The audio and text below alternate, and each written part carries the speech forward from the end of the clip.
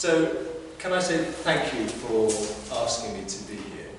Thank you very much, because this has been a very important day. It's lovely to be here in person and not doing this virtually. Yeah. But I just thought it would be sensible for me to say a little bit to those who might be watching this on the camera and later just to explain why I'm here. And the High Sheriff of West Sussex, of each county, is appointed for a single year by the Queen in order to do several specific things, and those are to uphold all that makes our community safe.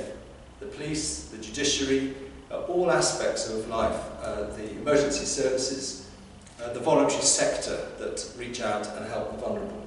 That is what I'm here to uphold, support, encourage. Everything that makes our communities thrive, to be resilient, to be strong. So to come here to be able to celebrate an event in Black History Month is not only extremely important and a pleasure, but also it's very much the reason why I've been appointed by the Queen to do this role for a year.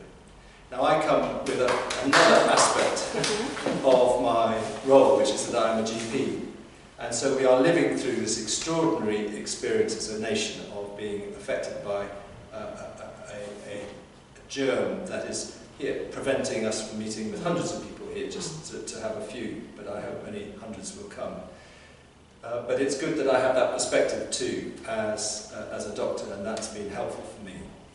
But as I reflected on what I knew I was going to come to see here, actually I found that I was being affected in many ways beyond just my work and beyond this role that I have. And I just felt that it was important to realise, for me, I suppose speaking personally, that actually what we were going to be talking about here are injustices and exploitation of people, particularly African American, Afro-Caribbean, which have been far too long restricted and affected and discriminated against because of these things. The Windrush scandal we talked about, and most importantly, the abomination, which was the development of an international, a transatlantic slave trade.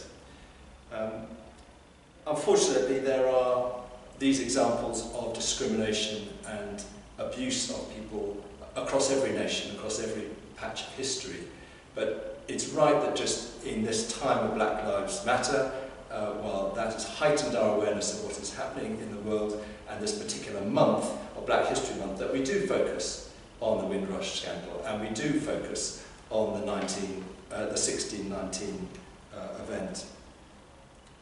We talked earlier about Pocahontas, I think someone said, and in my family that was a very popular film, but also The Lion King was very popular. And there is, my favourite character is the wise Rafiki. And Rafiki says, at one stage, he says, the past can hurt. But the way I see it, you can either run from it, or you can learn from it. And I would say that the gift that this exhibition gives to us is the opportunity to run towards these issues and to listen to them and to learn from them. And while the education we have and the learning that we'll have from this will raise awareness, which is absolutely where every movement has to start, to raise awareness, I would add that we also need to be prepared to change our attitudes and also to act. And I think we should be very grateful to Nicole Hannah-Jones, the journalist who started this movement, the project, the 1619 project, which did document these 20 slaves coming to Virginia for the first time to a British colony. We do need to remember that it was an international thing, that the Dutch were were involved in it through their flag being used, that the Portuguese had actually stolen those people, first of all, from their home in Angola.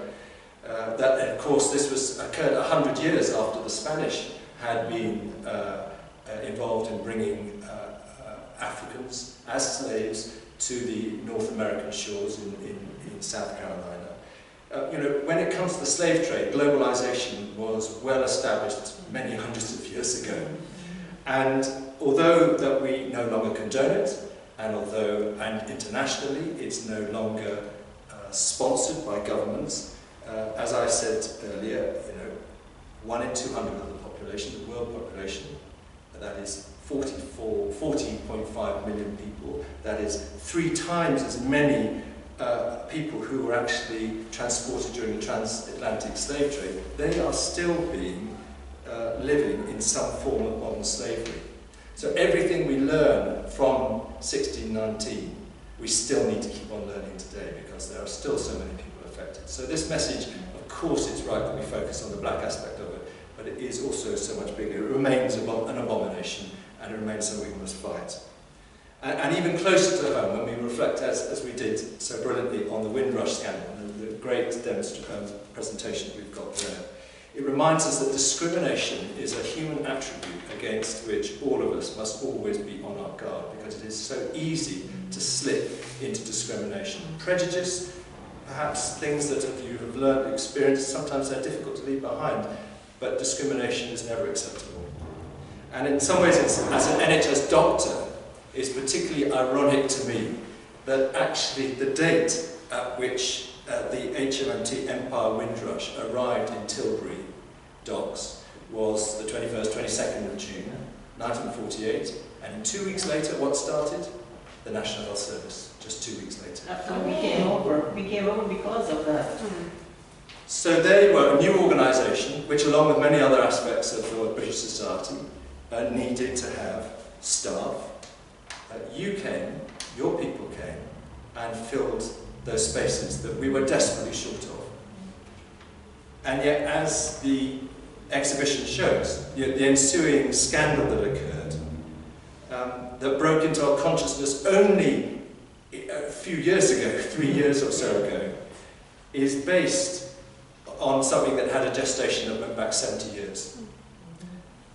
And the scheme that resulted in you coming also then resulted in movements that gave for some reason, the Home Office the understanding that they should detain and deport and deny people legal rights in this way. And as it struck me, a nation that should have become grateful, in many ways became hateful. And for that we should always, and always will be, deeply ashamed, and also, I hope, regretful, and also learn. So as I thought about the word racism and that beginning, that letter R, it led me to think of other words that begin with R. And the first, I think, was a word that Nicole Hannah-Jones used, and that's rage. And we shouldn't be fearful of being to rage against these abominations, these things that happen, which are bad. We should be prepared, those of us who have been involved in any respect, to regret.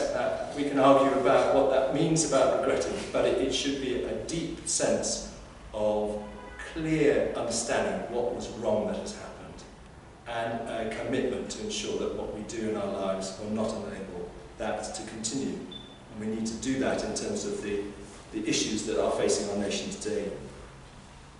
We should look for respect between all people, there's no question about that. Every person is worthy of our respect, regardless of the colour of their skin. And where necessary, and only through that, will we be able to actually bring people together in terms of reconciliation. And if necessary, as is happening with Windrush, perhaps to slowly recompense where that's necessary. So all these are words, but actually, if we get these things right, and if we are able to move through them and be honest with each other as we do, then it is my observation that as we move from a time when monochrome is okay, and to a time when actually we celebrate multiculturalism and multicoloredism, then the last R might be rejoice.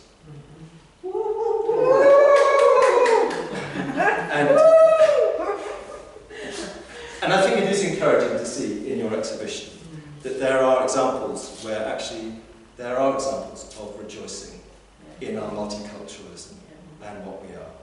And I hope that perhaps when I'm not doing this particular role, but I will be able to come back and see future exhibitions, that there will be even more themes that will reflect celebration and rejoicing about race, as we've had to quite rightly reflect about the rage and the regret that we have about racism that's reflected here. So can I say to all of you involved in the Diverse Body, thank you for what you've done.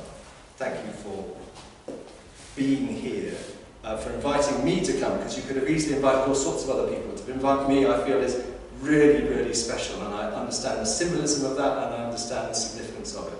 But I also understand the responsibility that goes with it. So thank you, and thank you, if anybody's listened to this, thank you.